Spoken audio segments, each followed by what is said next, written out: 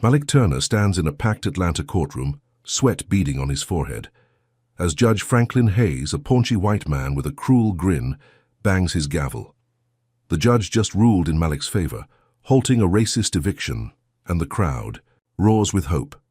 But as Malik exhales, thinking he's won, Hayes leans forward, chuckling darkly, and mutters, "This ain't over, boy." Minutes later, Malik's phone lights up. His sister's been arrested. What twisted game is unraveling? Before we dive in, let me know where you're watching from. And if you stand for justice, hit like and subscribe, because tomorrow's episode is a wild ride you can't miss. 3 weeks before that chaotic courtroom moment, Malik Turner trudged up the cracked concrete steps of his family's duplex in East Atlanta, his steel-toed boots scuffing against the worn edges. At 32, he was a mechanic with hands rough as sandpaper from years of wrenching engines back to life, his short black hair flecked with grease, his broad shoulders slumping under the weight of a 12-hour shift at the garage. The duplex, a squat 2-story building with peeling beige paint and a sagging porch, wasn't much to look at, but it was home. His grandmother, Ella Turner, had raised him there after his parents died in a car wreck when he was 9.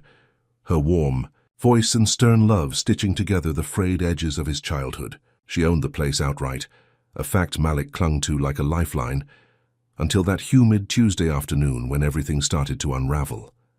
As he fumbled his keys from his pocket, a flash of white caught his eye, pinned brutally to the splintered front door with a rusted nail. An eviction notice.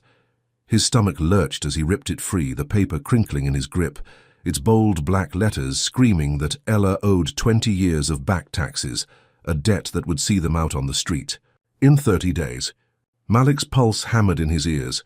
Ella had paid off the mortgage decades ago, he knew it.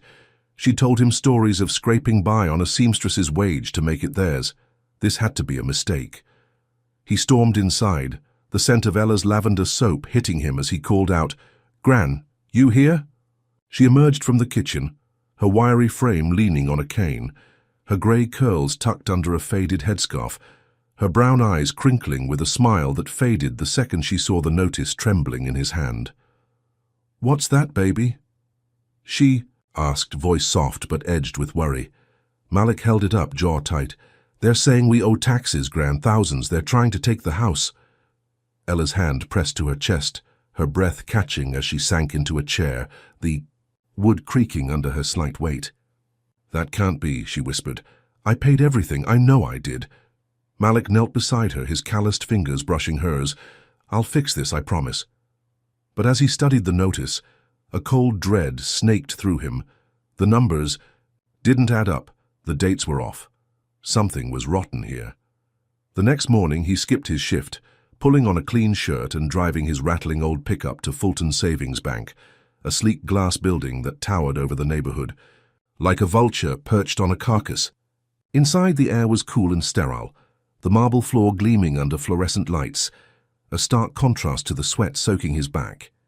He approached the counter, where a white woman with a pinched face and a sharp blonde bob stood tapping. At a computer, her name tag read Clara Vance, and her thin lips curled into a smirk as she glanced up at him, her blue eyes flicking over his oil-stained jeans like he was dirt tracked in on her pristine floor. "Can I help you?" she asked, her tone dripping with impatience. Malik slid the eviction notice across the counter, keeping his voice steady. "This says my grandmother owes back taxes on our house. She paid it off years ago. I need to see the records." Clara barely glanced at the paper, her manicured nails clicking as she shoved it back. "Records don't lie, sweetie. If it says she owes, she owes. Maybe you people don't keep track of things like that."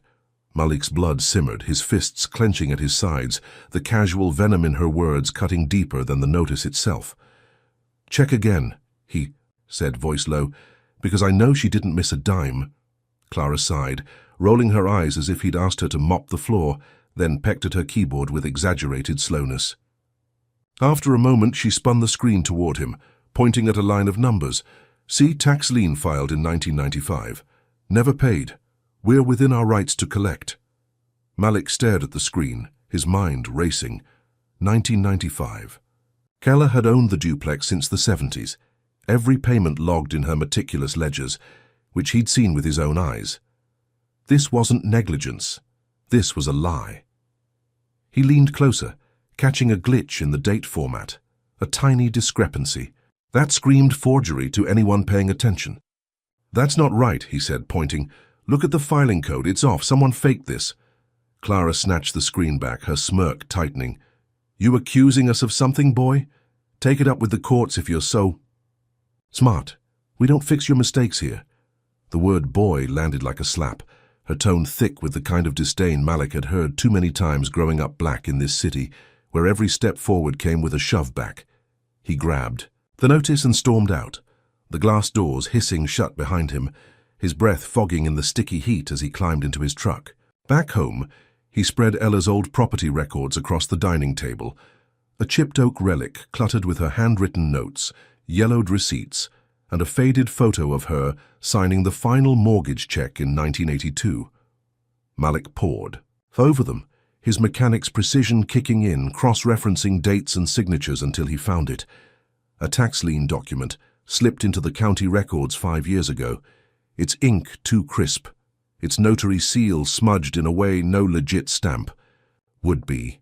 His heart pounded as he traced the trail, pulling up public filings online with his cracked phone screen.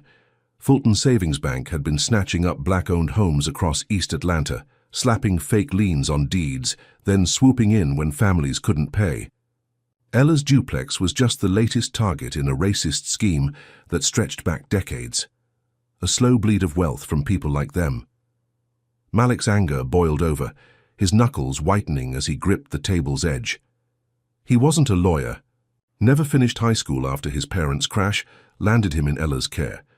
But he'd always been sharp, piecing together engines like puzzles no one else could solve. This was a puzzle too, just uglier, and he'd be damned if he let them steal the only home he'd ever known. That night he sat at the table, a single bulb flickering overhead, and drafted a Pro-C motion on his ancient laptop, the keys clacking. As he typed out a challenge to the eviction, he cited the forged lien, attached scans of Ella's records, and demanded a hearing, his words clumsy but fierce, fueled by a mix of rage and desperation. As he hit print, the machine whirring to life, Ella shuffled in, her cane tapping the floor, her eyes soft with worry. "You sure about this, Malik?" she asked, voice trembling. He stood, pulling her into a hug, her frail frame trembling against his chest.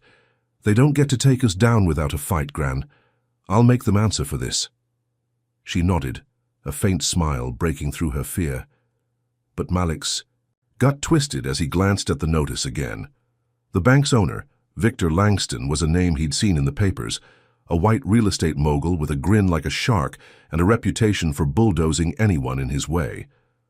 Malik had no idea what he was stepping into, no clue that filing that motion was like tossing a match into a pool of gasoline, igniting a war he'd have to wage alone against a system rigged to crush him. He drove to the Fulton County Courthouse. The next day, his truck rattling over potholes, and filed the motion with a clerk who barely looked up from her coffee. The paper shook in his hands as he handed it over, the weight of it sinking in. He was taking on a giant, armed with nothing but a hunch and a stack of old receipts. As he walked out, the courthouse's grey facade loomed behind him, its shadow stretching across the cracked pavement, a silent warning of the hell about to break loose. Back at the duplex, he sat on the porch, the evening air thick with the hum of cicadas, staring at the notice one last time before tucking it into his pocket. He thought it'd be a quick fight, a chance to prove the truth and save their home, but he was wrong. Langston wasn't just some greedy banker. He was a predator with claws deep in the city's veins, and Malik's defiance had already caught his eye. The motion was filed, the battle lines drawn, and unbeknownst to Malik, a storm was brewing that would test every ounce of his strength, his family's safety, and his faith in a justice system that had never been built for people like him. Malik Turner stepped into the Fulton County Courthouse 3 weeks after filing his motion, his palms slick with sweat, his worn brown boots echoing on the polished tile floor like a drumbeat of defiance. The courtroom smelled of old wood and stale coffee, its high ceilings amplifying every whisper from the gallery packed with East Atlanta locals. their eyes fixed on him as he adjusted his faded blue jacket, the only thing he owned that passed for formal. At 32, he wasn't a lawyer, just a mechanic with a knack for fixing what's broken. But today he was here to fix something bigger, the racist lie threatening to steal his grandmother Ella's duplex. Across the aisle stood Preston Tate, Victor Langston's attorney, a wiry white man in a tailored grey suit that probably cost more than Malik's truck, his salt and pepper hair slicked back, his thin lips curled into a smirk that said he'd already won. Tate adjusted his cufflinks, barely glancing at Malik, as if he were a smudge on the floor to be wiped away. Up on the bench loomed Judge Franklin Hayes, a hulking figure with a sagging jowl and a thinning comb-over, his pale skin flushed red from years of barking orders, his dark robes hanging like a shroud over his wide frame. He flipped through Malik's motion with thick fingers, his watery green eyes glinting with amusement as he looked down. "Well, well, Mr. Turner, representing yourself, are we? What's this? You think you're some big-shot Clarence Darrow, in those greasy boots?" The gallery tittered, a ripple of nervous laughter, but Malik stood tall, his broad shoulders squared, his deep brown eyes locking onto Hayes without flinching. "No, Your Honor," he said, voice steady as steel. "Just a man trying to keep what's mine." He slid a folder across the table, its edges frayed from late nights of research. "This tax Lee in Fulton's savings filed. It's a fake. I've got Ella's payment records from 1982, proving she owns the duplex free and clear. And this lien's signature doesn't match the county's notary log." Tate snorted, leaning back in his chair. "Your Honor, this is a waste of time. The bank's records are airtight. He's got nothing but old scraps and a sob story."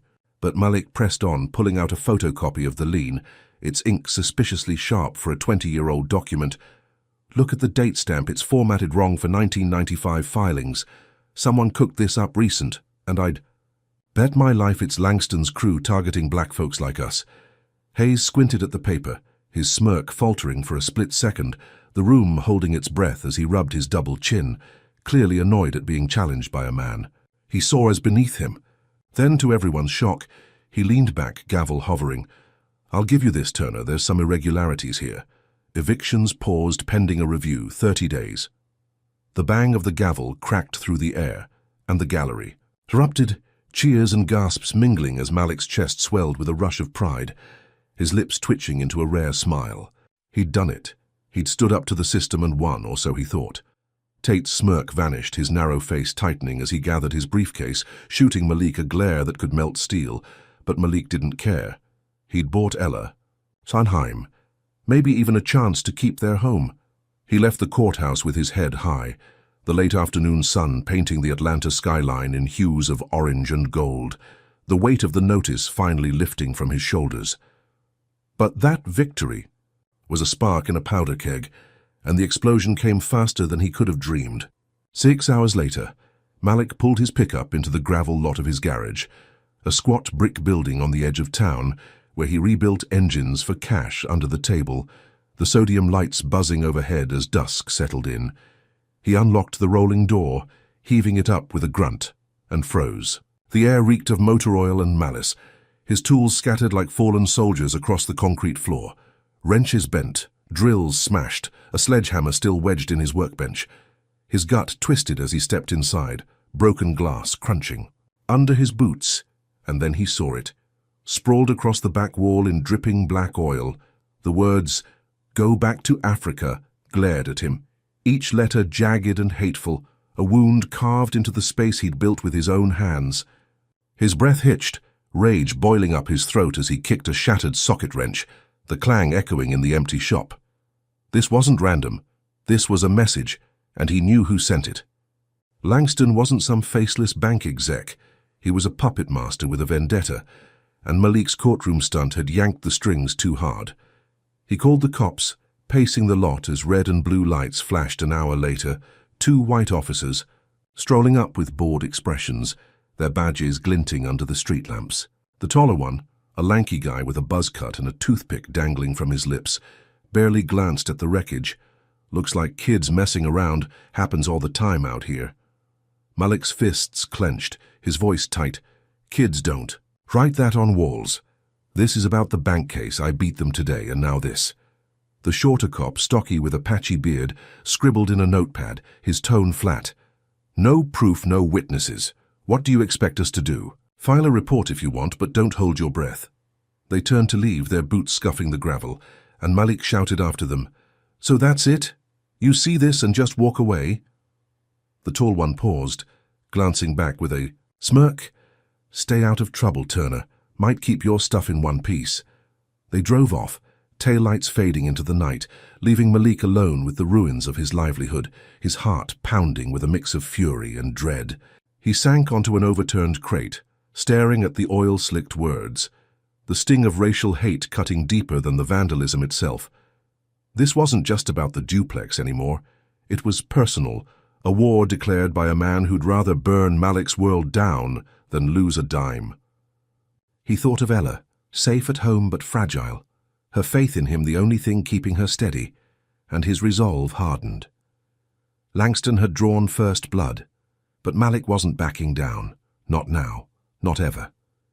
He grabbed a rag, wiping at the wall, the oil smearing under his fingers, a futile gesture against a tide of hate he couldn't yet fathom.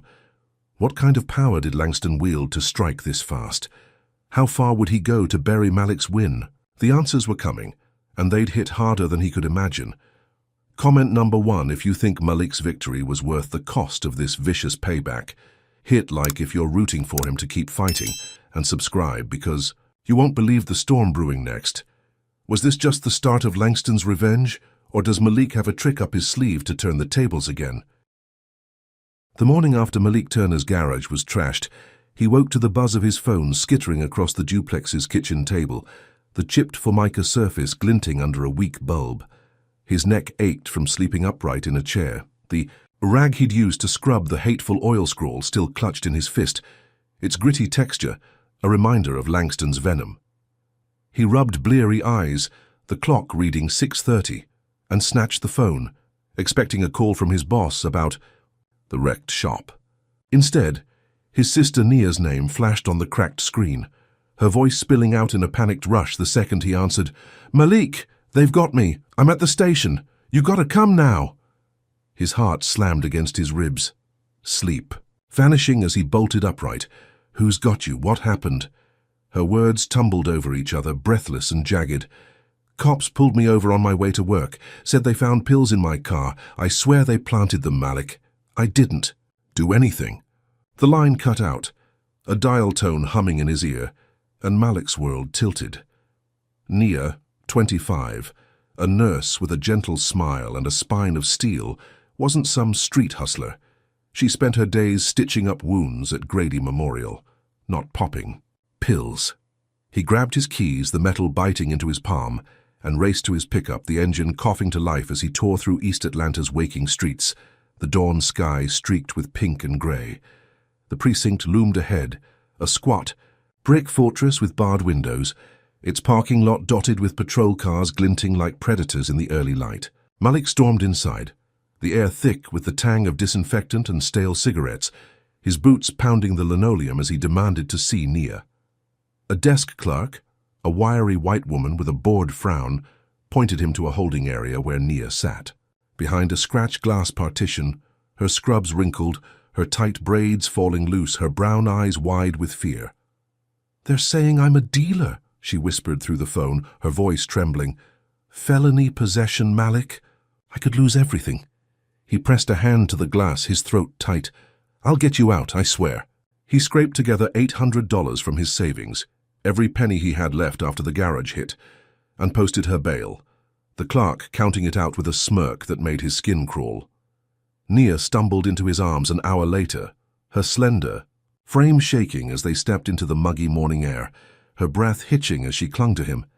"They pulled me over for a busted taillight. Then one of them, big guy with a scar on his cheek, said he smelled something. Next thing I know, he's pulling a baggie from under my seat, grinning like he'd won a prize." Malik's jaw clenched, his mind flashing to the courtroom. When the vandalized garage, and now this. "They set you up, Nia. This ain't random, it's Langston." Her eyes widened. "The bank guy? Why me?"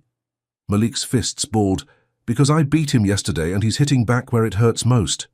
He drove her home, the duplex's sagging porch a fragile sanctuary, as she curled up on the couch, still in her scrubs, her hands twisting in her lap. Malik couldn't sit still, his anger a live wire sparking through him as he paced the creaky floorboards, the eviction notice still crumpled in his pocket like a taunt. He grabbed his phone, dialing the precinct again, demanding to speak to anyone about Nia's arrest. A gruff voice answered, a sergeant named Bullock, his tone thick with disinterest as Malik shouted, "My sister's clean. Those drugs were planted. I want the report, the body cam footage, all of it." Bullock's laugh rumbled through the line, low and mocking. "She should have stayed out of trouble, Turner, like you should have. File a complaint if you want, but don't expect miracles." The line clicked dead, and Malik hurled the phone onto the table, the plastic skidding across the surface as Nia flinched. "They're in on it," he growled. "Langston's got cops in his pocket." She looked up, voice small. "What do we do?" Malik sank beside her, running a hand over his buzzed hair. "We fight like always." That night, he locked himself in the tiny spare room, Ella's sewing table now his war desk, its surface buried under papers and a flickering laptop he'd borrowed from a garage buddy. The glow of the screen bathed his face in blue as he dug into public records, his mechanic's precision slicing through the chaos, searching for a thread to pull. Hours bled into dawn, his eyes burning until he found it. A digital trail of arrest reports from the past 2 years, 5 other black families in East Atlanta hit with fake tax liens, each followed by sudden busts of their kin, drugs or theft, or assault, all flimsy charges that stuck just long enough to break them. His breath caught as he mapped it out, names and dates aligning like a twisted constellation, all circling back to Fulton Savings Bank and Precinct 12, the same station that nabbed Nia. "They're crushing us one by one," he muttered, the pieces snapping together. Langston's scheme, a machine oiled with racism and power, grinding down anyone who dared resist. He printed the list, the printer's whine slicing the silence, and stared at the names. Families like his targeted for their skin, their homes snatched while the system looked the other way. Nia shuffled in, a mug of tea trembling in her hands. "You find something?" He nodded, sliding the paper toward her. "It's a pattern. They're not just after us, they're after everyone like us."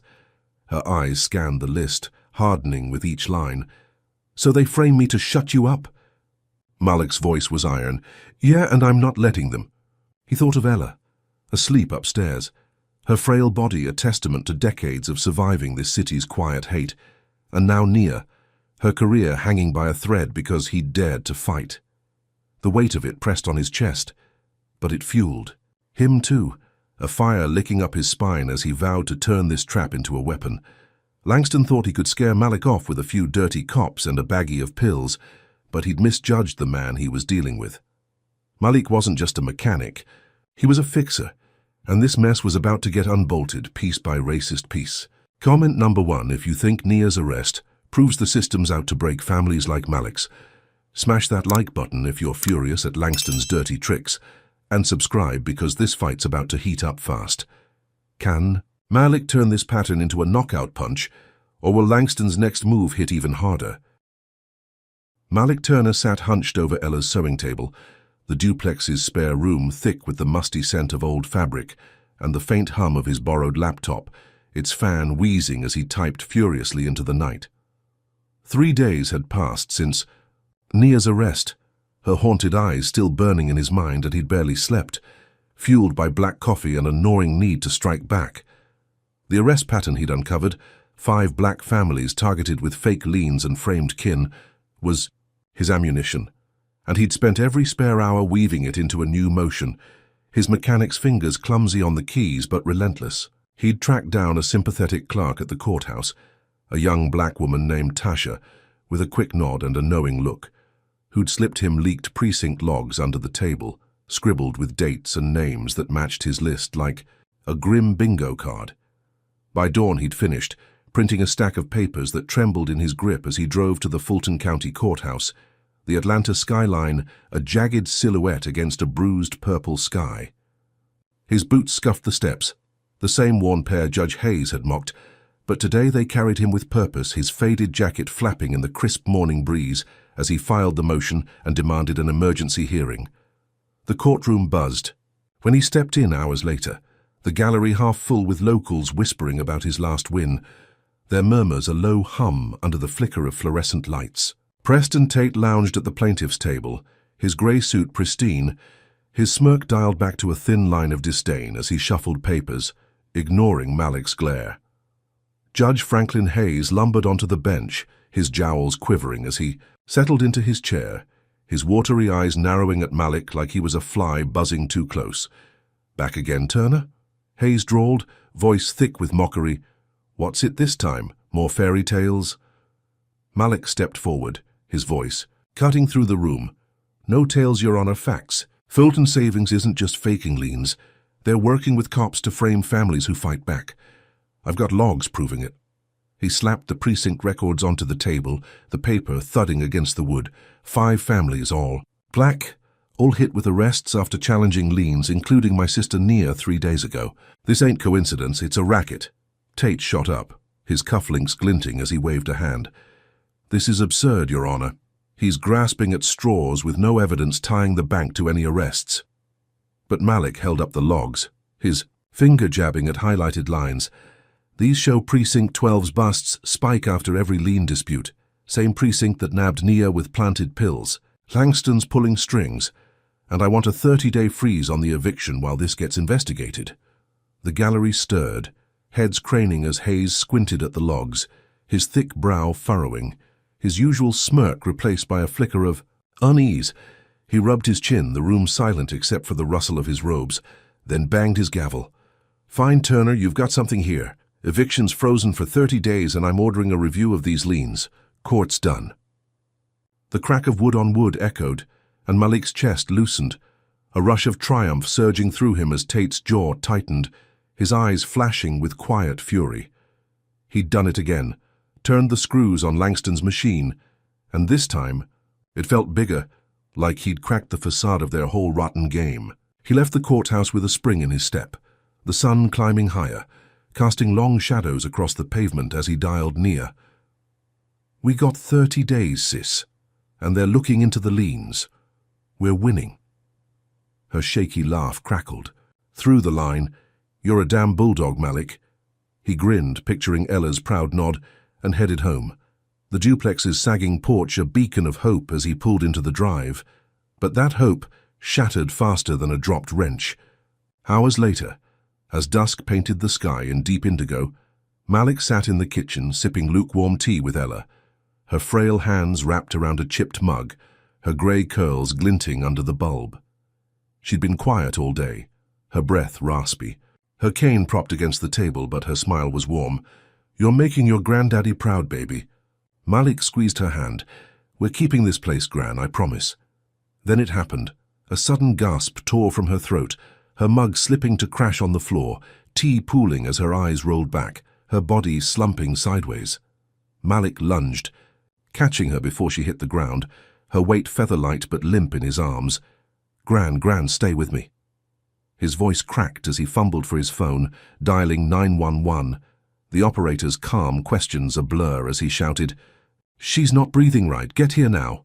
Sirens wailed minutes later, paramedics bursting through the door, their boots thudding as they strapped Ella to a stretcher, her chest barely rising, her skin clammy under the oxygen mask. Malik rode with her, the ambulance's sterile chill seeping into his bones, his hand gripping hers as the medic muttered, "Stroke. Looks bad." At Grady Memorial they wheeled her into the ICU, a tangle of tubes and beeping monitors swallowing her fragile form, the doctor's clipped words slicing through Malik's haze. "She's stable, but it's touch and go. Stress could have triggered this." Malik staggered back, guilt clawing at his gut. The courtroom wind now a hollow echo as he sank into a plastic chair, the hospital's antiseptic stink burning his nose. Had he pushed too hard, dragged Ella into this war? He stared at her through the glass, her chest rising faintly, and vowed to end this fight for her, no matter what. But Langston wasn't done twisting the knife. As Malik sat there, a shadow fell across the floor, a lanky white man in a cheap suit looming with a clipboard, his voice oily. "Mr. Turner, got something for you." He thrust a thick envelope into Malik's hands and vanished down the hall, leaving Malik to tear it open, his breath catching as he read the top page. Fulton Savings Bank versus Malik Turner, a defamation lawsuit claiming he'd slandered them with baseless accusations, seeking $2 million in damages. The papers shook in his grip, each line a sucker punch, Langston's signature scrawled at the bottom like a taunt. Malik's head spun, the 30-day freeze now a cruel joke as this new attack loomed, a financial guillotine poised to sever his last thread of resistance. He crumpled the summons, his knuckles whitening, the hospital's hum fading as rage roared in his ears. They'd hit Ella's health, framed Nia, trashed his shop, and now this, a legal noose to choke him out while he was down. Langston wasn't just fighting for the duplex. He was betting Malik couldn't juggle two battlefields, couldn't shield his family and fend off millions in fabricated debt. The doctor's words echoed. Stress could have triggered this. And Malik's fists clenched, his nails digging into his palms as he pictured Langston's smug face, a man who'd rather bury a family than lose a dime. He stood, pacing the sterile corridor, the summons a brick in his pocket, his mind racing for a counterblow. Ella's life hung by a thread, Nia's freedom dangled on a lie, and now his own survival teetered under this crushing suit. He'd thought the freeze was a win, a step toward justice, but it was a trap, a fleeting high before Langston slammed back twice as hard. Malik leaned against the wall, the cold tile biting through his jacket, and stared at Ella's room, her monitors. Steady beep, a fragile lifeline. He couldn't quit. Not now. Not when they'd made it personal, but how do you fight a giant when your hands are tied and your heart's breaking? The lawsuit's weight settled on his shoulders, a $1 million shadow cast by a racist empire. And Malik knew this was just the beginning of Langston's endgame, a storm he'd have to weather alone or lose everything trying. Malik Turner slumped in the ICU waiting room, the summons from Fulton Savings Bank's defamation lawsuit crumpled in his fist, its edges digging into his palm like a jagged blade. Ella's stroke had left her tethered to machines, her shallow, breaths a faint rhythm against the sterile hum, and the hospital's flickering lights cast shadows across his face, etching exhaustion into his hollowed cheeks. The defamation suit, demanding $2 million for his lies, loomed like a storm cloud, but Malik wasn't ready to fold, not with Nia's freedom on the line and Ella's life flickering. He'd spent the night pacing the duplex, the summons taunting him from the kitchen table as he scoured his laptop for a lifeline, his mechanic's grit pushing him past despair. By dawn, he'd found it. A grainy email from a bank teller named Jamal Carter, a whistleblower who'd quit Fulton Savings 6 months ago, forwarded through a mutual friend from the garage. The email was gold, a sworn affidavit detailing how Victor Langston ordered fake liens forged and pushed through with bribes, a confession typed in stark black letters that could bury the bank's case. Malik's pulse quickened as he printed, the paper warm in his hands, his breath fogging in the chilly morning air as he drove to the courthouse, the Atlanta skyline a blur of steel and smog. He filed a counterclaim that day, attaching the affidavit, demanding the defamation suit be tossed and the eviction permanently halted, his boots pounding the tile as he shoved the papers at a clerk who flinched at his intensity. The hearing was set for the next afternoon, a tight turnaround that left him jittery but hopeful, the affidavit his ace in a rigged deck. He spent the day prepping, rehearsing his argument in the duplex's cramped bathroom, the mirror reflecting his bloodshot eyes and stubbled jaw, his voice hoarse but firm as he practiced. "This proves fraud, Your Honor. They can't sue me for telling the truth." Nia watched from the doorway, her scrubs swapped for sweats, her braids pulled back. "You're gonna crush them, Malik," she said, a faint smile breaking through her strain. He nodded, clutching the affidavit like a talisman. "This ends it, sis, for all of us." But Langston had other plans, and they struck with the precision of a predator. That night, Malik locked the duplex tight, the affidavit tucked into a lockbox under his bed, its metal edges cool against his fingers as he clicked it shut. He crashed on the couch, too wired to sleep, the hum of crickets outside a fragile lullaby as exhaustion finally pulled him under. He jolted awake at 2 in the morning, the air thick with an acrid tang, a crackling roar tearing through the silence. Smoke stung his eyes as he stumbled up, flames licking the living room walls, the curtains curling into ash as fire devoured the duplex's sagging frame. "Nia!" he shouted, coughing as he staggered to her room, finding it empty, her bed cold.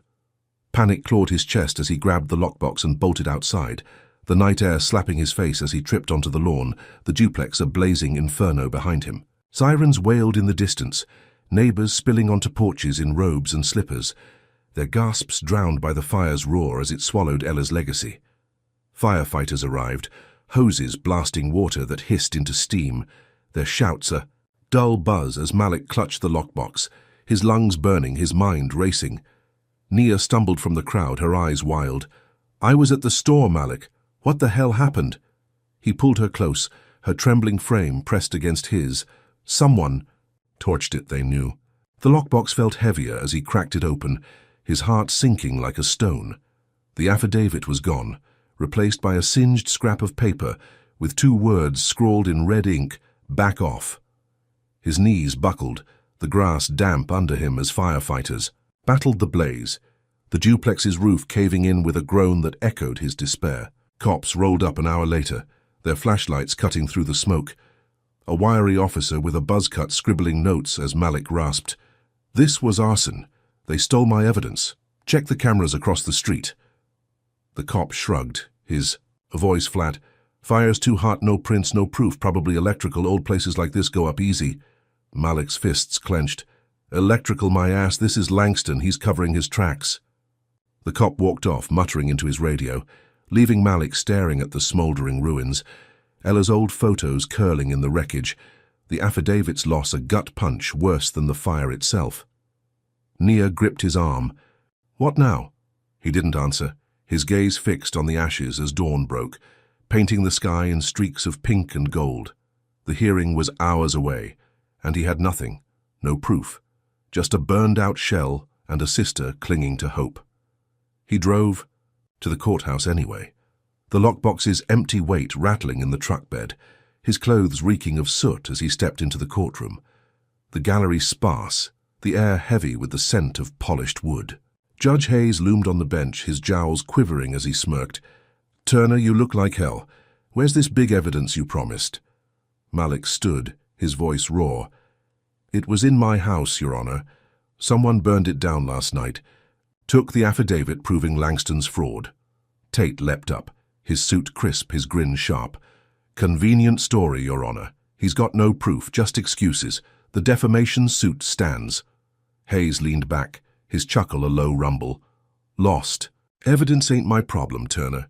Hearing's delayed 2 weeks. Sort yourself out." The gavel cracked and Malik's stomach dropped, the win he'd chased slipping through his fingers like smoke. Tate strutted out, his briefcase swinging, while Malik stood frozen, the galleries, whispers a dull roar in his ears. He stumbled outside, the sun blinding as he sank onto the steps, the duplex gone, Ella fading, Nia shaken, and now this, a delay that gave Langston room to tighten the noose. Nia found him there, her voice soft. "We can't stay here, Malik, it's not safe." He nodded, jaw tight. "We'll crash with you, but I'm not done."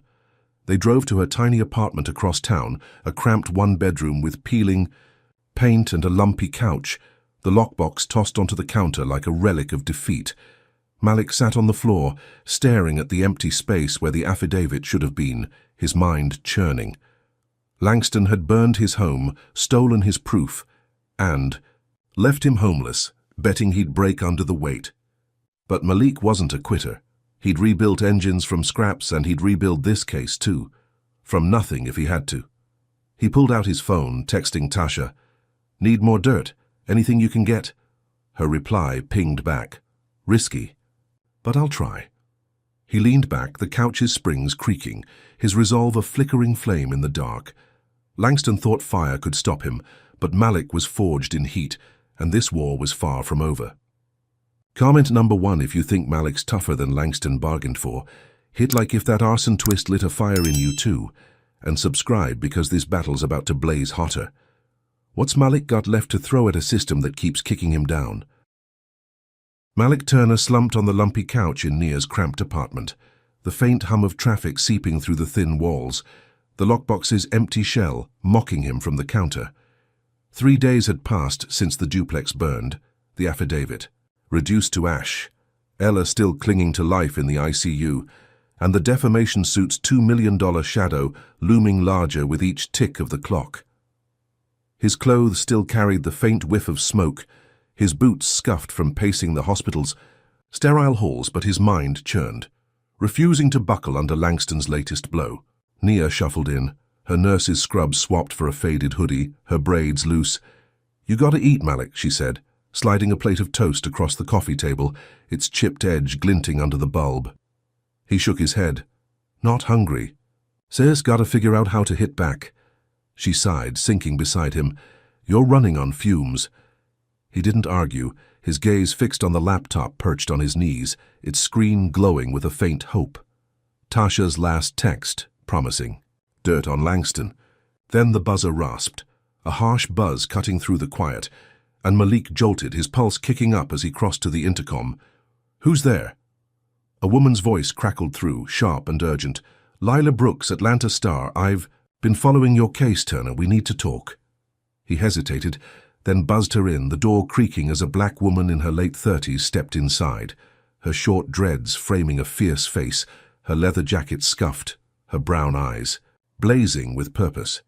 She dropped a thick folder onto the table, its thud echoing. "I've been digging into Fulton Savings for months. You're not the only one they've screwed, but you're the first to fight this hard." Malik's brow furrowed. "Why me?" Lila leaned in, voice low. "Because you're rattling cages, and I've got proof to make them scream." She flipped open the folder, revealing a memo stamped with the bank's logo, its text a gut punch. Langston's orders to bribe Judge Hayes for fast-tracked foreclosures on black-owned properties, dates and dollar amounts listed in cold ink. Malik's breath caught, his fingers tracing the words. "This ties Hayes to the liens, to everything." Lila nodded. "Got it from a source inside. Cost me a favor I can't repay, but it's yours if we go public together." Nia's eyes widened. "You're saying expose them?" Lila grinned, a predator's gleam. "Front page, online, everywhere. Langston's untouchable till the world sees this." Malik's mind raced, the memo a lifeline after the fire stole his last shot, a chance to flip the script on Langston and Hayes. They hatched a plan over the next hour, Lila's pen scratching notes as Malik paced, the apartment's stale air crackling with their resolve. "We meet tomorrow, Carver's Diner off Peachtree," Lila said. "I'll draft the story, you bring the heat." Malik nodded. "I'll tell it all, the liens, the arrests, the fire." She left with a firm handshake, the folder tucked under her arm, and Malik felt a surge of hope, a flicker of victory after days of ash and defeat. He slept that night, the first real rest in weeks, dreaming of Ella's proud smile as Langston's empire crumbled. The next day, he pulled into Carver's Diner at noon, the gravel lot crunching under his truck's tires, the sun glinting off the diner's chrome trim as he spotted Lila at a corner booth, her laptop open, her fingers flying across the keys. He slid in across from her, the vinyl seat creaking, the air thick with the scent of frying bacon and burnt coffee. "You got it ready?" he asked, voice tight. She spun the screen, the headline blazing, "Fulton Savings bribes judge to steal." "Black homes," the memo scanned below, every damning word laid bare. "This goes live tonight," she said, "but I need your story, every detail." Malik leaned in, recounting the forged lien, Nia's arrest, the garage vandalism, Ella's stroke, the arson, his voice low but fierce, the diner's hum fading as he poured out the war Langston had waged. Lila typed, her dreads swaying, her jaw tight. "This'll blow the lid off Malik, they won't see it coming." He nodded, adrenaline pumping, victory so close he could taste it, the expose a hammer to smash Langston's glass house. But fate had a crueler twist waiting. As Malik finished, a shadow flickered outside the diner's wide windows, a pickup truck idling in the lot, its engine a low growl. He glanced up, casual at first, then froze as the truck lurched forward, its grille gleaming like teeth, aimed straight at Lila's parked sedan. Time slowed, the roar deafening as metal crunched into metal, the sedan crumpling like paper, glass shattering across the asphalt in a glittering spray. Malik lunged from the booth. "Lila, move!" But she was already up, her laptop clattering as they bolted to the window. The truck peeling out, tires squealing. A man in a Fulton Savings polo vanishing in the cab. The diner erupted, patrons gasping, a waitress dropping a tray with a crash. But Malik's eyes locked on Lila's car, now a twisted wreck, smoke curling from its hood. She staggered outside, her breath hitching. That was meant for me. Malik grabbed her arm, pulling her back. They know, Lila. They're on to us. Sirens wailed in the distance.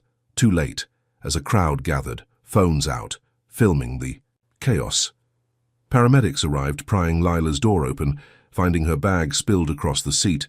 Her pulse checked as she slumped against Malik, dazed but alive. Coma, the medic muttered. Head trauma, she's critical. They loaded her onto a stretcher, her dreads limp, her fierce spirit silenced as the ambulance screamed away, leaving Malik alone in the lot, the memo still clutched in her laptop bag, now smeared with blood. His knees hit the gravel, guilt clawing. His chest, the victory he'd chased, now a death sentence for the woman who'd dared to help him. Cops rolled up, the same buzz-cut officer from the fire, his notepad out.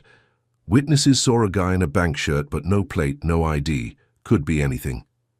Malik's voice shook. It's Langston. He's killing us off. The cop shrugged. No proof, Turner. Just bad luck.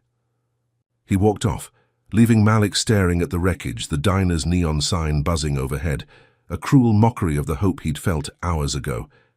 Nia arrived minutes later, her face paling as she saw the scene. Malik, what happened? He couldn't speak, his throat raw. They got her, sis, because of me. She pulled him up, her grip fierce. You didn't do this, they did. But the weight of it crushed him. Lila's blood on his hands. The memo still theirs, but useless without her voice. He stumbled to the truck, Nia driving as he stared out the window, the city blurring past, Langston's shadow stretching longer, with every mile. The exposé was dead without Lila. The plan torched like the duplex, and now a life hung in the balance, another casualty in a war he'd never meant to widen. He thought of Ella, of Nia, of the families on that list, and his fists clenched, nails biting his palms. Langston had turned help into harm, a hit and run to silence the truth. But Malik wasn't broken yet. He'd find a way, even if it killed. Him, because backing down meant letting Lila's fight bleed out for nothing. Malik Turner stood outside Grady Memorial's ICU, the hospital's glass doors reflecting a haggard man he barely recognized, his jacket smeared with diner gravel, his boots scuffed from sprinting after Lila's ambulance. Her coma weighed on, him like a boulder, the memo she'd risked everything for tucked into his pocket, its creased edges a lifeline stained with her blood. 2 days had passed since the hit and run, and he'd spent them at Nia's apartment, the cramped space, a fortress of paranoia, every creak of the floorboards jolting him awake, expecting Langston's next strike. Nia hovered nearby, her nurse's hands restless as she brewed tea, its steam curling in the dim light. You can't keep blaming yourself, Malik. Lila knew the risks. He shook his head, voice rough. She's down because I dragged her. Till the memo burned against his chest, Langston's bribe to Hayes in black ink, and he knew he had to use it, coma or not. He drove to the courthouse that morning, the Atlanta sun glaring off the pavement, his truck rattling as he gripped the wheel, replaying Lila's fierce grin, vowing her fight wouldn't die with her silence. The hearing from the fire delay was rescheduled, and Malik stormed in, the courtroom's polished wood gleaming under harsh lights, the gallery buzzing with locals who'd caught wind of the diner crash. Judge Franklin Hayes lumbered onto the bench, his jowls sagging, his green eyes glinting with disdain as he spotted Malik. Turner, you're back with more sob stories? Malik stepped forward, soot still clinging to his jeans. No stories, Your Honor, proof. He slapped the memo onto the table, its thud silencing the whispers. This shows Victor Langston bribed you to fast-track foreclosures on black homes, including mine. Dates, amounts, it's all here. Hayes's smirk froze, his thick fingers snatching the paper, his brow furrowing as he scanned the lines, the gallery leaning in, breath held. Preston Tate shot up, his grey suit crisp, his voice sharp. This is hearsay, Your Honor. No chain of custody could be forged. Malik didn't flinch. It's from a bank insider. Matches the liens I've fought, and you can't sue me for defamation when it's true."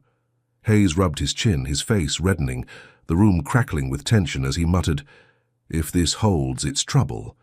Then, in a move that stunned Malik, he leaned forward, voice gruff. "I'll admit, Turner, this looks bad. I've been too lenient on the bank. Defamation suit's dismissed, and I'm ordering an audit of Fulton's savings records." The gavel cracked, a thunderclap, and Malik's chest swelled, a rush of triumph flooding his veins as Tate's jaw dropped, his briefcase slamming shut with a petulant snap.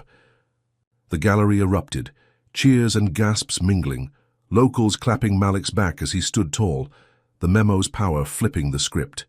He'd forced Hayes to bend, a rare crack in the judge's racist armor, and for a moment he felt invincible.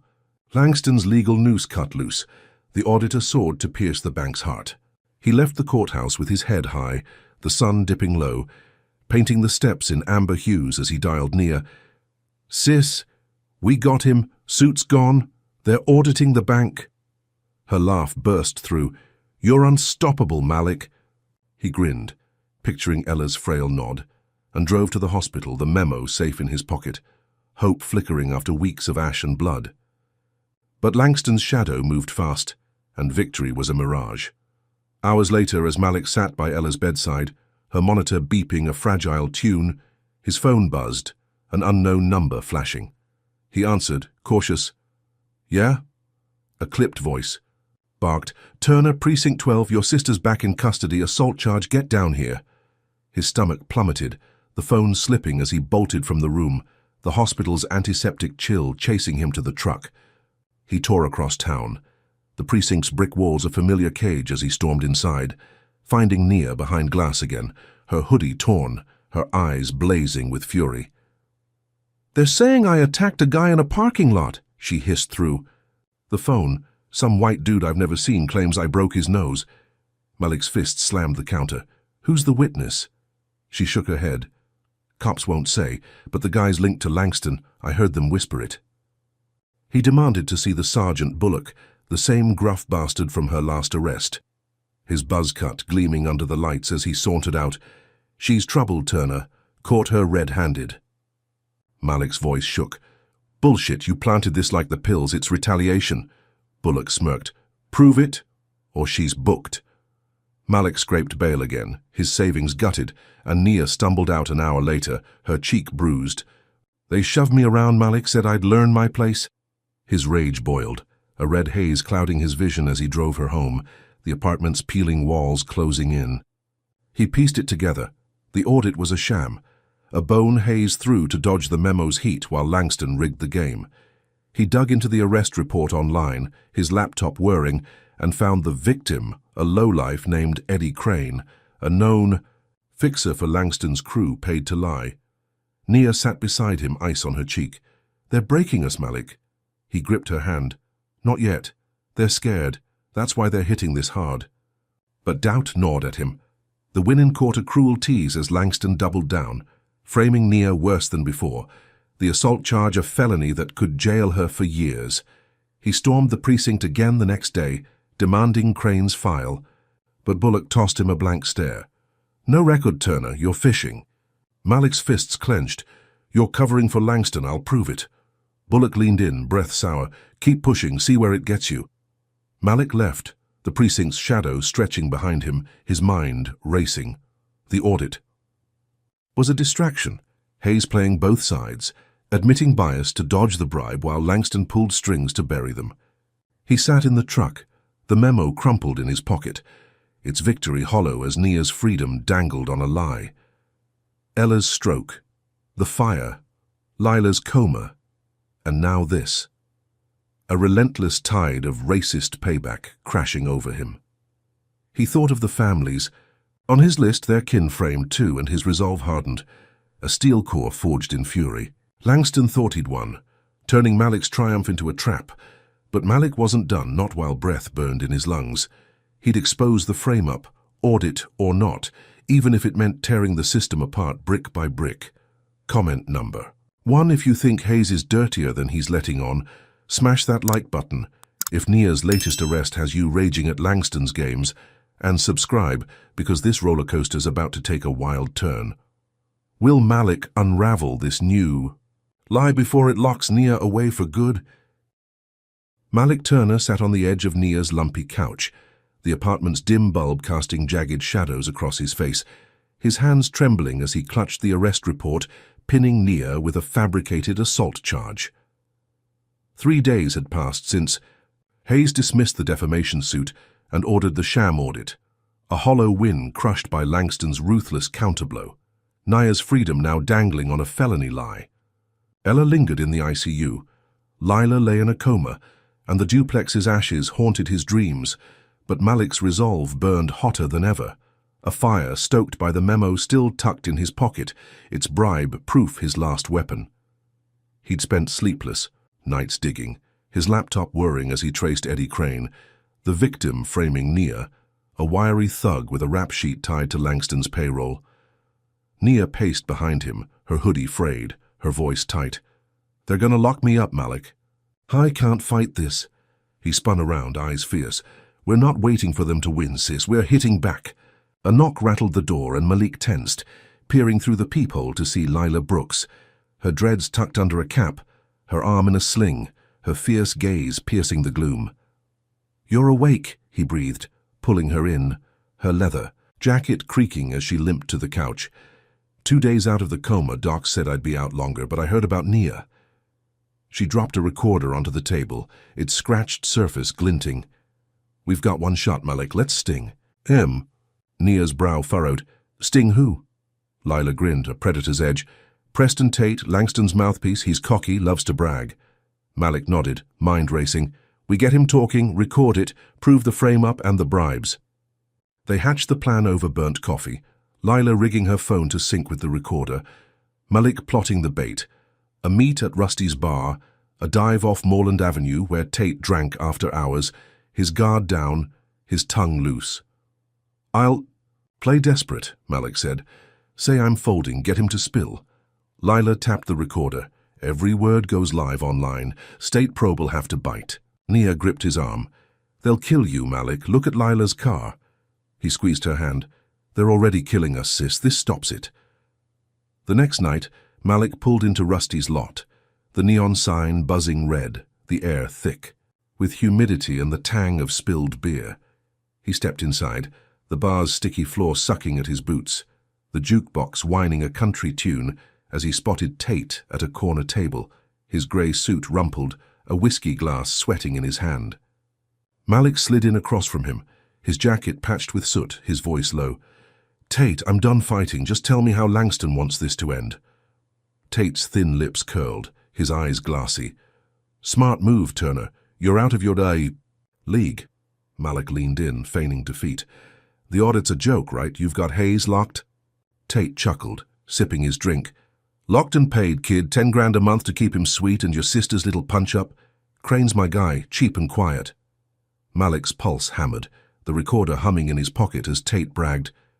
"Langston's got the precinct too, pills, fists, whatever it takes. You never had a chance." Malik nodded, playing broken. "So the fire. That was you too." Tate smirked. "Let's say we like things tidy. Evidence burns easy." The words seared into Malik's brain, every syllable a nail in Langston's coffin, as Lila, parked outside, streamed it live, the recorder's feed hitting her blog. "Fulton Savings Lawyer Confesses Corruption," the title blazing across, screens statewide. Malik stood. "Thanks, Tate, that's all I needed," and walked out, the bar's stale air clinging to him as he hit the lot, adrenaline surging. The post blew up within hours, retweets spiking, activists amplifying. The state attorney's office forced to launch a probe as outrage flooded the net. "Justice for Turner," trending by midnight. Malik crashed at Nia's, the laptop glowing with comments, his chest tight with triumph. "We did it, sis, they're cooked." She hugged him, tears streaking. "You're crazy." But it worked. He thought of Ella, of Lila's grit, and felt the tide turn, Langston's empire cracking under the weight of Tate's own words. But dawn brought the backlash, swift and brutal. Feds raided Nia's apartment, their boots thudding at 6, flashlights slicing the dark as an agent with a buzz cut barked, "Malik Turner, hands up. You're under investigation for planting that tape. Malik froze, wrists cuffed, as Nia shouted, "He didn't fake it, Tate said it." The agent smirked. "Audio's doctored, says the bank, you're a fraud."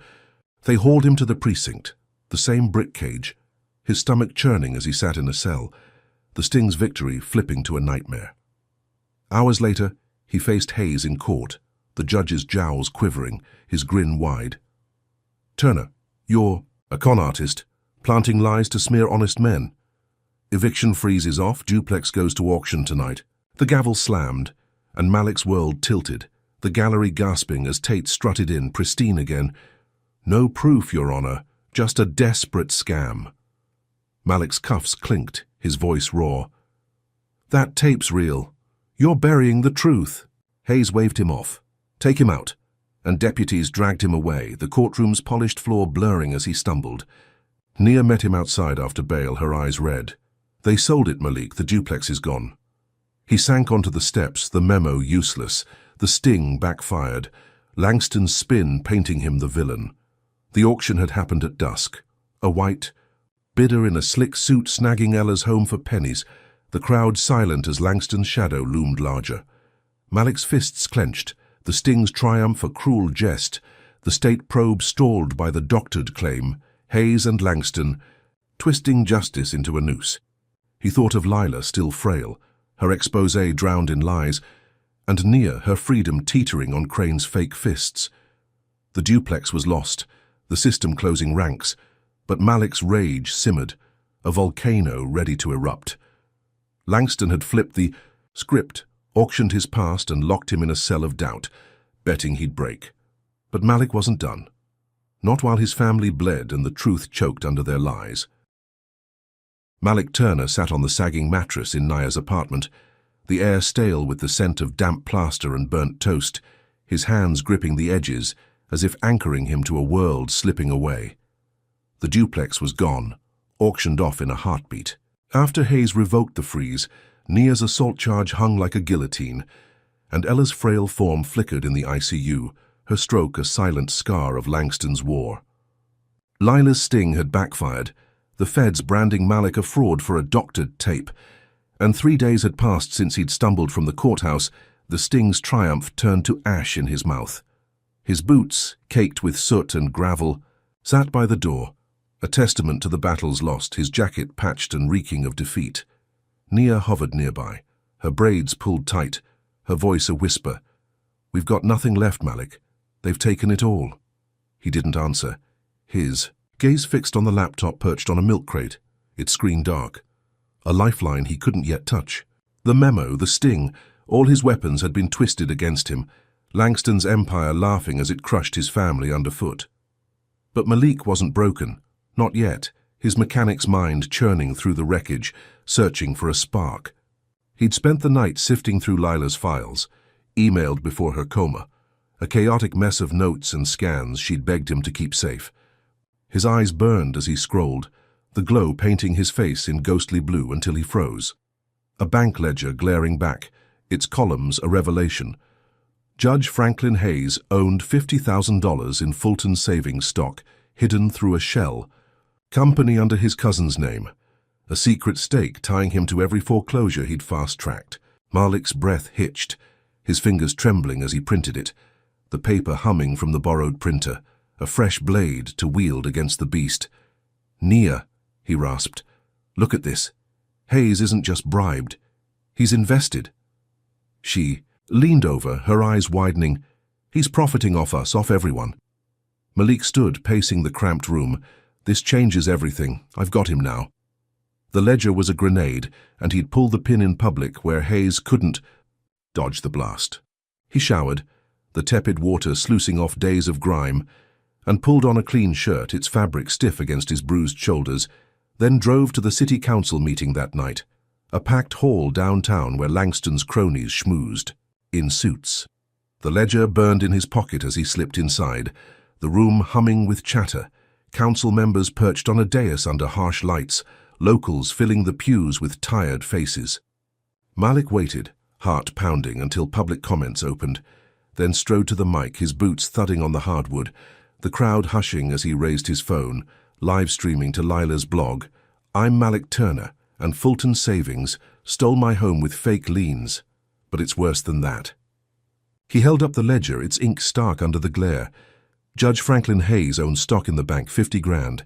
He's been cashing in on every black family he's evicted, including mine."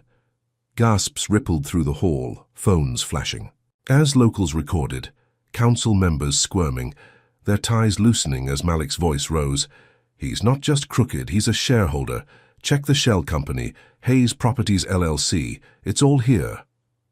The room erupted, shouts and applause clashing. A councilwoman banging her gavel, "Order, order!" But Malik kept going.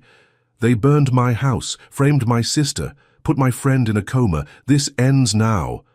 The live stream spiked, thousands, watching as the crowd surged, some cheering, others yelling, the air electric with fury.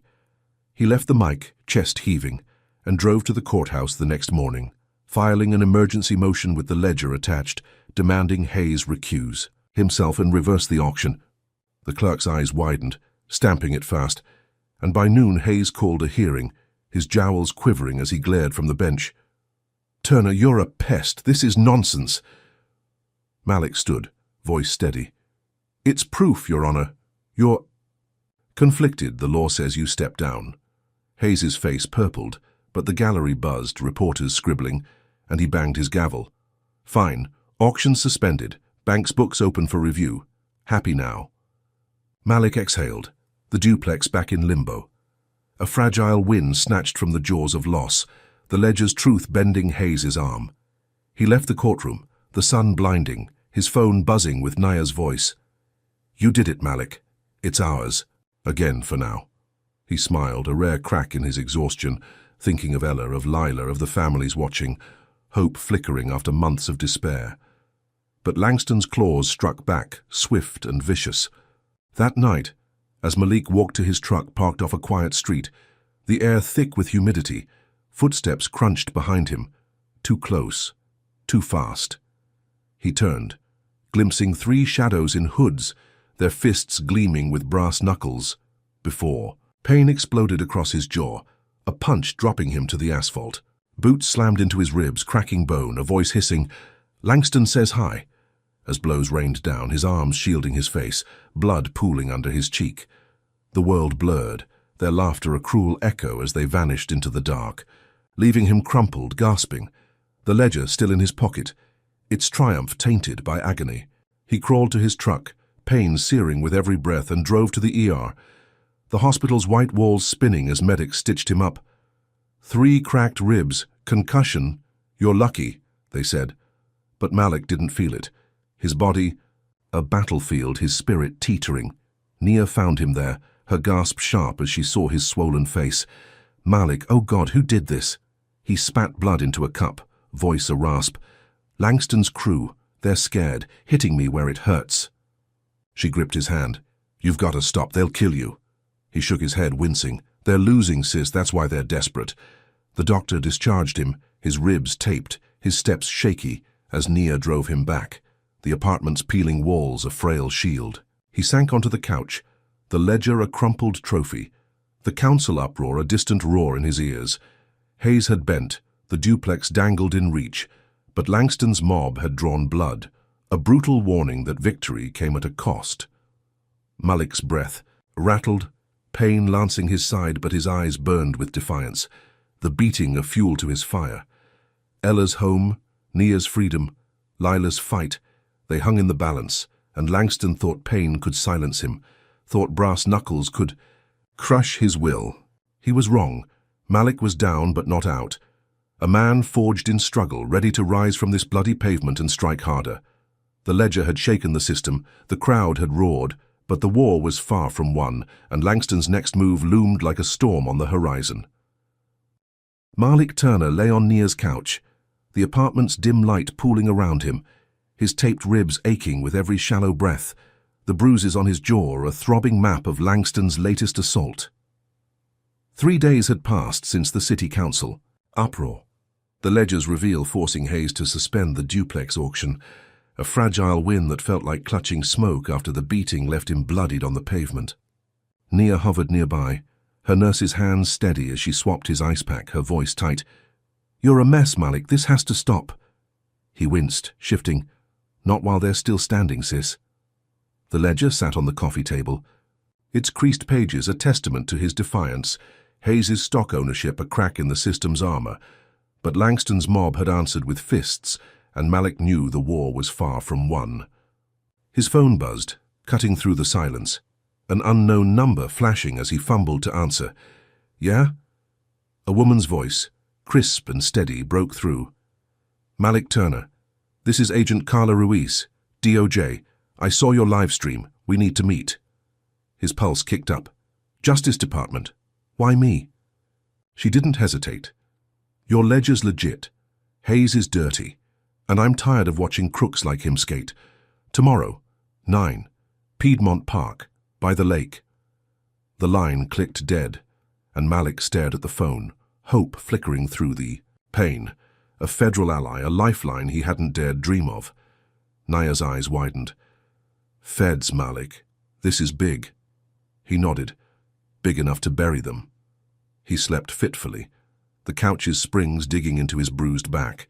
Visions of Ella's frail smile pushing him through the haze. At dawn he dragged himself up, the mirror showing a man carved by struggle, his stubbled face swollen, his brown eyes burning with purpose. He drove to Piedmont Park, the morning mist clinging to the grass, the lake's surface rippling as he spotted Ruiz by a bench, a Latina in her 40s, her dark hair pulled tight, her navy blazer sharp against the grey sky. She stood, handshake firm. "You're a fighter, Turner. I've been tracking Fulton's savings for years. Your ledger's the break I needed." Malik pulled it out, its ink stark. "Hayes owns stock. He's been cashing in on us." Ruiz scanned. Her jaw tightening. "This plus the memo, Tate's tape, it's a pattern, civil rights violations, racketeering. I'm subpoenaing them all." Malik's chest loosened. "You'll get my house back?" She nodded. "And more, Langston's." Done. They strategized, Ruiz's pen scratching notes, her voice a steel thread. "I'll hit Hayes and Langston with federal warrants, freeze the bank's assets, you keep pushing in court."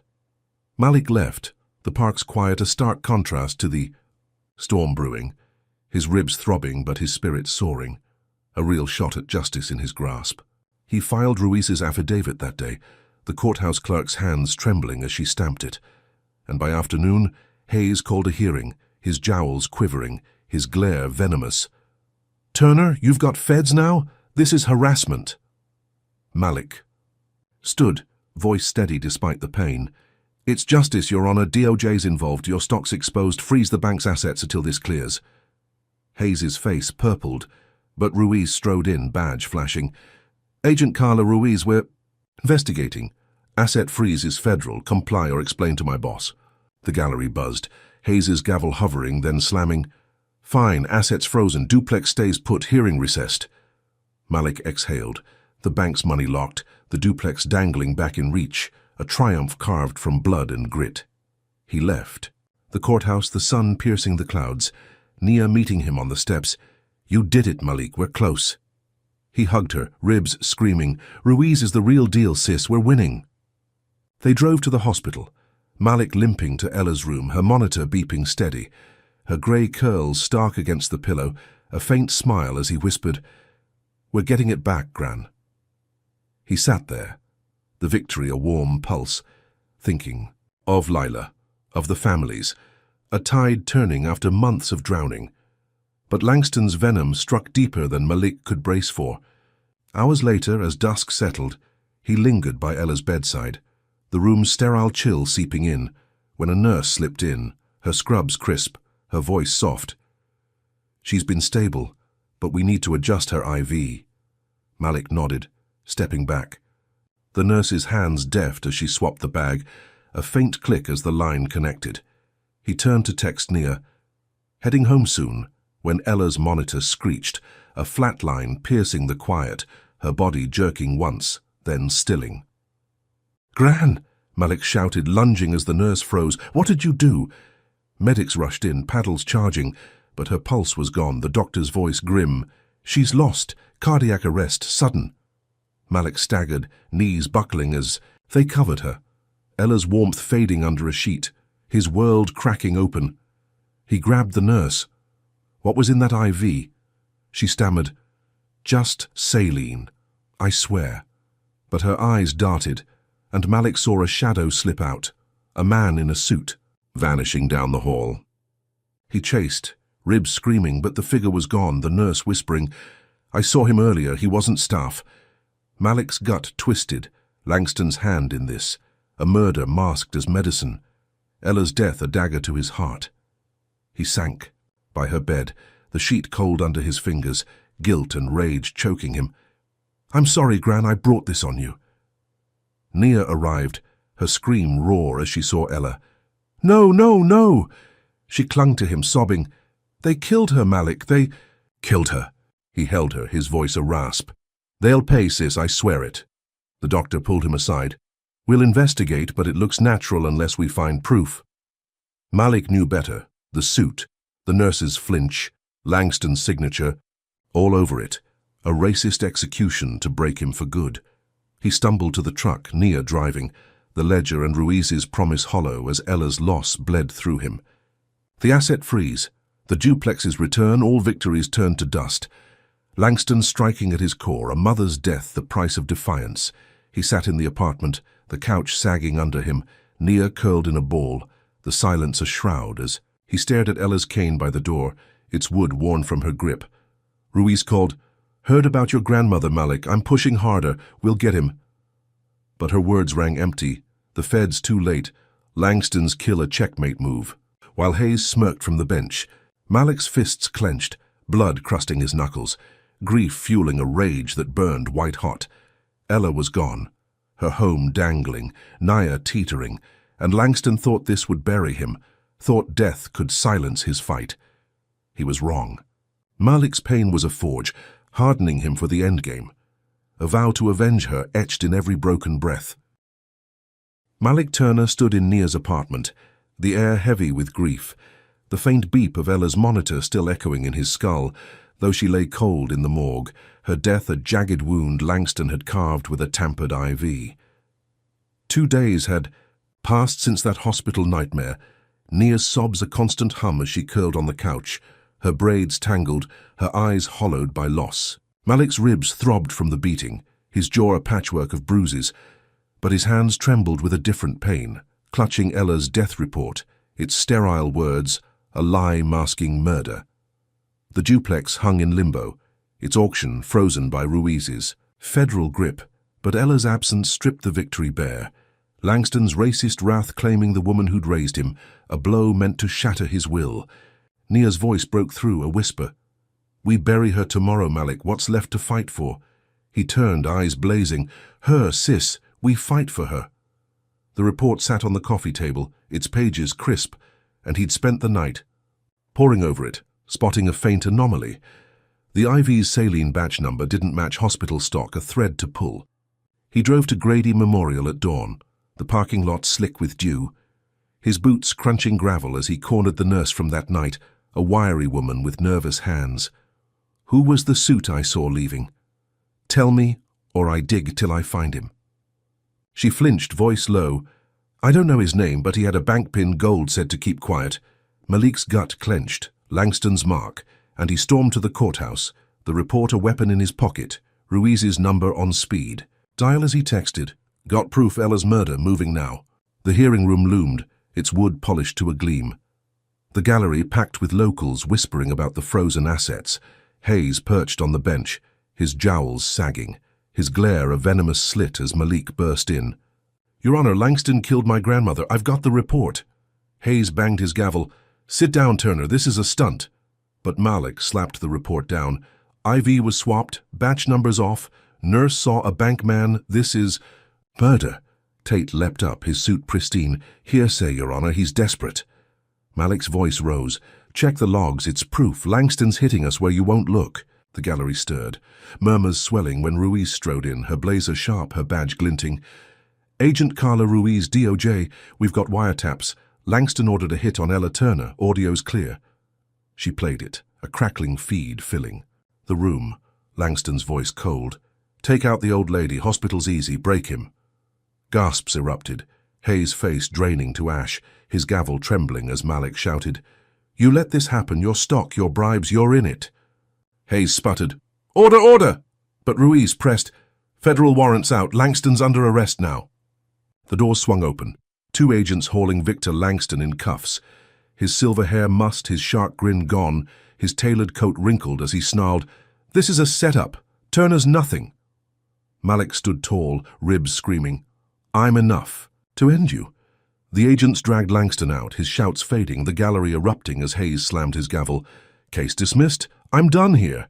He fled the bench, robes flapping, but the tide had turned. Langston nabbed, the duplex safe Ella's killer caught. Malik exhaled, the weight lifting, Nia rushing to him. "You got him, Malik, for Gran." He hugged her, tears stinging. "She's avenged, sis."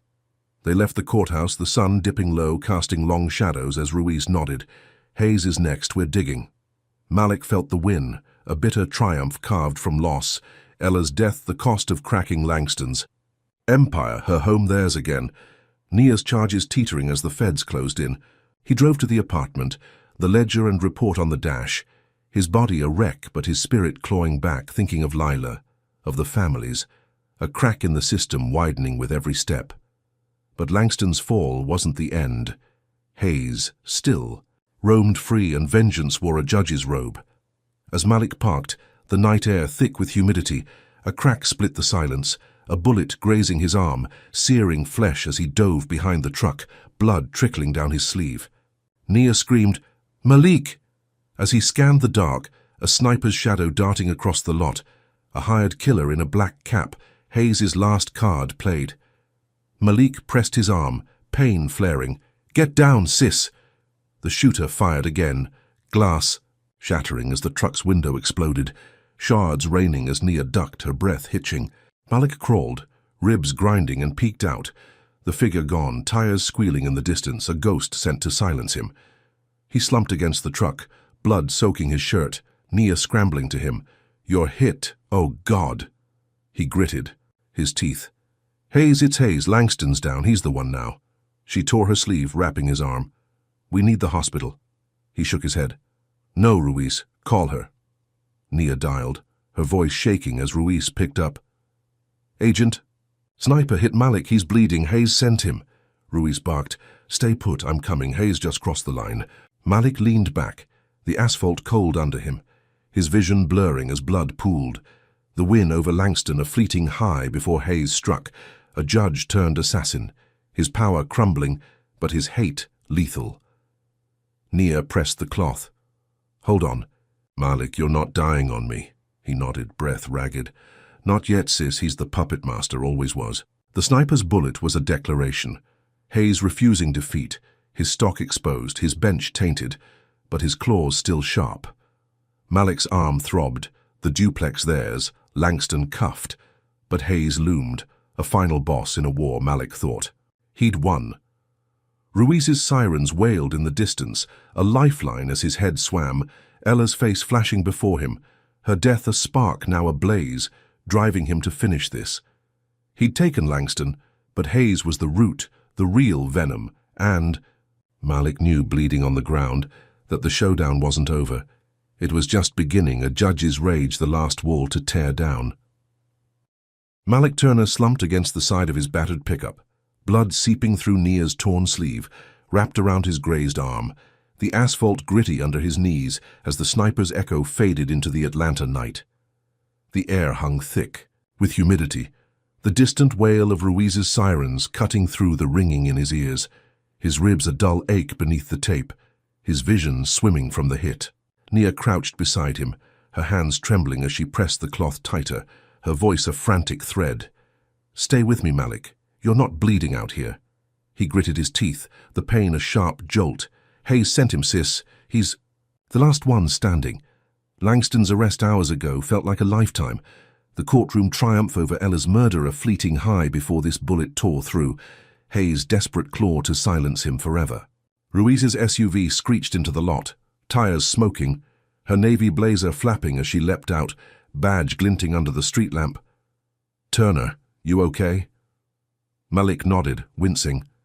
"Grazed, but he's gone. Hayes' guy." Ruiz knelt, her dark eyes scanning the blood. We've got Langston, now this Hayes is unraveling. Lila Brooks stumbled from the passenger seat, her arm still slung, her dreads wild. Caught it on my phone, Malik. Sniper's cap had a bank logo, blurry but enough. Malik's breath steadied. That's our hook. Ruiz gripped his shoulder. We're trapping him tonight, he's done. They piled into the SUV, Nia's grip fierce on his hand, the city blurring past as Ruiz barked into her radio. Hayes is at a bank gala downtown. Get agents there. Silent. Malik's mind raced. The ledger, the memo, Ella's death, all pointing to Hayes. The puppet master pulling strings while Langston took the fall. They'd fake his death, lure Hayes out, and end this war, his blood a small price for justice. Ruiz pulled into an alley near the Regency Hotel, its glass facade towering. Lights twinkling as the gala buzzed inside, suits and gowns mingling under chandeliers. Lila rigged mics, her fingers deft despite the sling. Hidden in your collar, Malik. Every word streams to my blog. He nodded, stripping off the bloody sleeve, pulling on a borrowed jacket, its fit tight over his taped ribs. I'm dead. Right? Leak it. Lila typed fast, her laptop glowing. Malik Turner gunned down outside apartment, suspect tied to Fulton Savings, the post hitting her site as Ruiz fed it to local news, a ripple spreading fast. Malik limped inside, the gala's hum washing over him, champagne flutes clinking. Langston's absence a whisper among the crowd. Hayes stood by a marble pillar, his jowls flushed, his robe swapped for a tux, his watery eyes glinting with smug relief as he sipped a drink. The sniper's miss of victory he didn't yet doubt. Malik approached, head low, blending with waitstaff. His mic humming as Hayes turned, his grin faltering. Turner? You're supposed to be dead. Malik's voice was steel. Guess your guy missed, Your Honor, like you missed covering your tracks. Hayes's glass trembled. Langston's. The crook, not me. You've got nothing. Malik stepped closer. The ledger says different. 50 grand in stock. Ella's IV says more. You ordered her hit, didn't you? Hayes's face twisted, his chuckle dark. Smart boy, too smart. She was collateral. Kept you distracted while... I cleaned up, been rigging cases for decades. Stock was just the cherry. The mic caught every syllable, streaming live. Lila's blog spiking as Hayes rambled. Langston was the muscle. I was the brains. Foreclosures paid better than the why. Bench, you think you're the first to try? Malik's fists clenched, ribs screaming. You killed her, admit it. Hayes leaned in, breath sour. Ordered it myself. Hospital's a sieve. One call and she's gone. You're next if you don't vanish. The crowd hushed, heads turning, phones buzzing with the live feed, gasps rippling as Ruiz burst in. Agents flanking. Franklin Hayes, you're under arrest. Murder, conspiracy, racketeering. Hands up. Hayes froze, glass shattering on the marble, his jowls quivering as cuffs snapped on. This is outrageous. I'm a judge. Ruiz smirked. Not anymore. Your confession's viral. Game over. Agents hauled him out, his shouts fading. The gala erupting, flashes popping as Malik stood tall. Blood seeping through the jacket, his breath ragged but victorious. Nia rushed in. Malik, you did it. He hugged her, pain flaring. For grand, sis. Ruiz nodded. Duplex is yours. Bank's assets seized. Hayes and Langston face life. They drove to the hospital, Malik's arm stitched, his body a wreck but his spirit soaring, the system cracked wide by his grit and their trap. The next day he buried Ella, the cemetery quiet, her grave a simple stone under an oak, Nia's hand in his as dirt hit the coffin, her cane beside him, a relic of her fight. He whispered, Rest, Gran. We got 'em. Tears streaking as the sun dipped, casting a golden glow. Back at the duplex, its sagging porch theirs again, Nia unpacked Ella's photos, her smile faint. She'd be proud, Malik. He nodded. The ledger and memo on the table. Battles won, but grief a heavy cloak. Then Nia handed him a letter, its envelope yellowed, Ella's scrawl on it. Found it in her sewing box. It's for you. Malik tore it open, his breath catching. As he read, Malik, my boy, I knew the lien was fake, fought it quiet for years, letters to the county, never sent, too scared. But you're braver. Your genius got us here, don't stop. His knees buckled, the paper trembling. Ella's secret a thunderbolt, her silent war inspiring his, her death not a failure but a push to finish what she'd started. He sank onto the porch, the wood creaking. She was fighting too, Nia, all along. Nia sat beside him. Her and you, unbeatable. Malik exhaled, the revelation a bomb. Ella's legacy, not just the duplex, but the fire in him, a spark she'd nursed since he was 9, now a blaze that toppled giants. Days later, Ruiz called. Hayes confessed fully, Langston's spilling. 2 banks done, class actions rolling for the families. Malik smiled. And Nia? Ruiz chuckled. Charges dropped, Crane flipped. She's clear. Nia danced. I'm free, Malik. He laughed, a rare sound, the weight lifting. As the duplex stood firm, a beacon for East Atlanta's wounded. Weeks passed, the city buzzing with the scandal. Hayes and Langston facing trials, Fulton's savings gutted, its foreclosures unwound as families reclaimed homes, Malik's name a whisper of hope. He stood on the porch one evening, the sky streaked. With dusk, Nia inside cooking, the aroma of Ella's recipes drifting out, when a mail truck rattled up, a letter sliding into the box. He opened it, his eyes widening. University of Georgia Law School. Mr. Turner, your application's accepted. Night program starts next fall. Nia leaned out. What's that? He grinned. Law school, sis, I'm going. She hugged. Him? Ella's dream, too. Malik nodded, the letter a new dawn. His self-taught war fueling a future he'd never dared chase, a mechanic-turned-legal warrior, forged by loss and grit. He sat on the steps, the night cool, the street alive with kids playing, neighbors waving, the community rising from Langston's ashes. Hayes's laugh had mocked him, but his genius stunned them all. A black man's fight toppling a racist empire. Ella's spirit the wind at his back. The duplex glowed behind him, a home reclaimed, Nia safe, Lila healing, and Malik stood taller, not for money or fame, but for the truth, a vow to keep fighting, a legacy unbroken, a dawn born from the darkest night. Malik Turner's journey teaches us that resilience can topple even the most entrenched corruption. Facing a racist judge and a predatory bank, he didn't need a law degree, just unyielding determination and a sharp mind honed by necessity. His story reveals how systemic injustice thrives when people stay silent, banking on despair to keep victims down. Malik's refusal to break, even as his home burned, his sister was framed, and his grandmother was murdered, shows that one voice, armed with truth, can spark a reckoning. It's a lesson in the power of persistence. Every setback, vandalism, beatings, sniper shots forged him stronger, turning grief into a weapon against a system designed to crush him. His alliance with Lila and Ruiz underscores the strength of community, proving that collective action amplifies a lone fighter's reach. Ella's secret fight, revealed in her letter, adds a layer of legacy, showing how courage ripples across generations, inspiring Malik to outsmart his foes. The downfall of Hayes and Langston hammers home that corruption, no matter how deep, crumbles under scrutiny when someone dares to shine a light. Malik's pivot to law school at the end isn't just a win. It's a promise that knowledge once wielded becomes a shield for others. This tale isn't about easy victories. It's about the cost of justice and the grit to pay it, a reminder that change starts with those who refuse to bow. So, what do you think? Can one person's fight really dismantle a corrupt system, or does it take a village? Drop your thoughts in the comments with comment number 1. Hit like if Malik's story fired you up, and subscribe and share to keep these battles alive. Thanks for joining this ride. Stay bold, stay just, and see you in the next fight.